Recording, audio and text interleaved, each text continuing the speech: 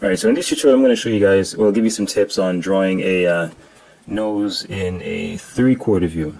Alright, so I'm just going to start in with the outline here. Here we see the far nostril being in view right here. And I'm just going to go in and start doing the line work.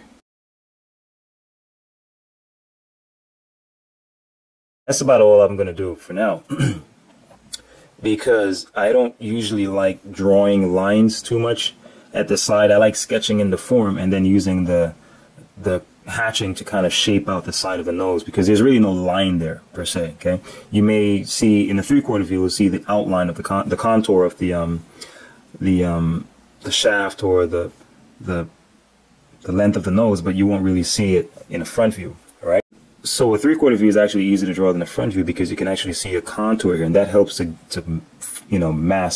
help you accentuate the mass a lot easier, because the nose in a 3/4 view is really the basic mass is really something like this. That's basically it. And whenever you shade the nose, you should feel this mass, and that's why it's important the type of lighting you draw a form in, because you want to choose a lighting that helps to distinguish the three basic sides of a three-dimensional object. See, here we're seeing three of the basic sides being distinguished: the side, the front, and the lower side. Okay, or the lower plane, if you want to call it that. So in this case, I'm just going to go in and start separating them. Now, in addition to separating, the nose is block-like and rounded at the same time. And with rounded forms, one of the most effective things that can be used to accentuate value or volume is using reflected light. So because the base or bottom of the nose faces downwards, you can have a somewhat like this.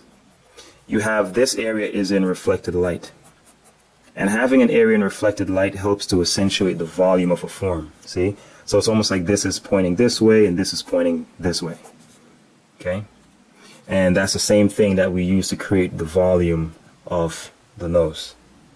So what I'm going to do now is just start separating areas of light from areas of shadow. And then I'll go in and lay in my first layer of values. So here we have the nostril, and nostril is really like a kind of a teacup kind of a form. Something like that. It's like a cup that's inverted. Alright? The top, side, and the bottom. It's like that.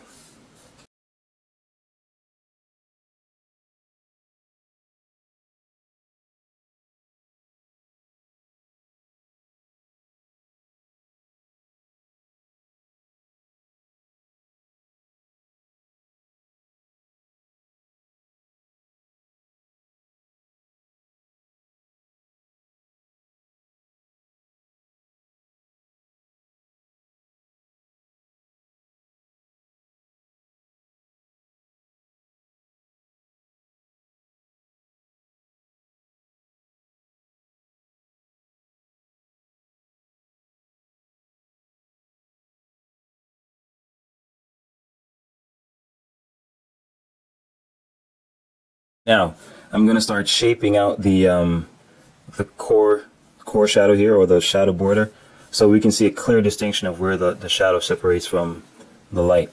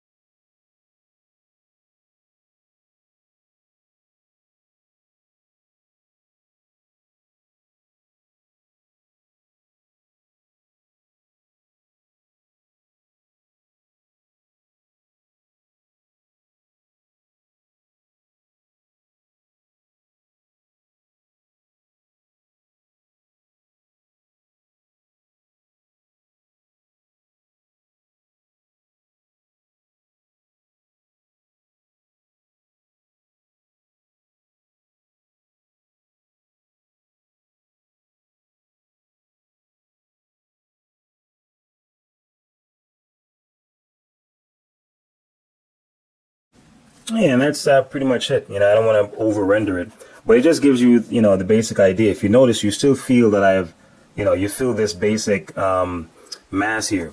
You feel the front form or plane or side. You feel the side, and you can feel the bottom even more distinguished. And as a matter of fact, I could have, you could go into, I could strengthen the value of the lower side.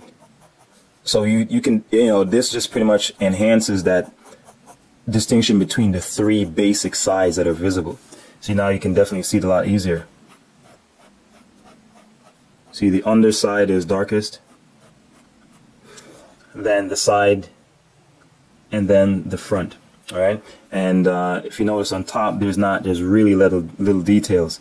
If there's anything, it's treated very delicately, and I just use really soft lines, as soft as possible, because in these areas there's a lot of light, and you have to treat your strokes really lightly when you're in light areas, and harder when you're in shadow areas. That's why if you notice, I darken the contours around here, and it gets a little bit lighter as it goes up into the light areas. And here is a very important area too, because I made sure that I kept it, pretty light as far as the transition. There's no outline there, because then you'll close off the nose, okay? And it's important not to do that. You can, even though this area is one large mass, what I've done was created these little indentations, so here you can feel like the form goes like this, then like this, it goes under, then see, that's the feeling. Even in these areas, you kind of give the impression that the form is, that's what's going on. So when you're shading the nose or shading any form, you should be feeling the cross contours as you're going. And sometimes it helps us to draw it in with pencil, and then you go in and finalize everything.